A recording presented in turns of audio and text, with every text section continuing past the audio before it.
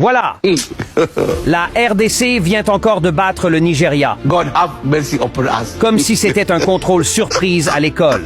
Après avoir déjà donné une leçon aux Camerounais, les Léopards ont décidé de distribuer les corrections comme un professeur fâché avant les vacances.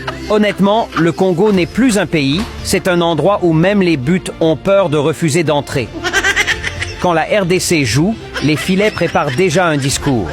Merci d'avoir choisi notre service. Si d'autres pays sont des continents, alors la RDC est carrément une planète avec sa propre météo, ses propres lois et probablement son propre Wi-Fi. Quand tu arrives sur la planète Congo, il y a des zones dangereuses, zones de dribble, zones de célébration, zones de supporters qui crient tellement fort que même ton téléphone vibre.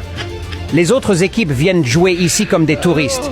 Ils prennent des photos, ils admirent, puis ils perdent. Et pour battre la RDC, il faut un pays très spécial. Pas n'importe lequel. Un pays dont le président est jeune, beau, marche comme dans un défilé de mode et s'habille mieux qu'un mannequin parisien. Bref, un pays qui n'existe que dans l'imagination ou dans les telenovelas. Parce qu'en réalité, sur la planète RDC, on ne perd pas, on fait seulement semblant pour laisser les autres garder espoir.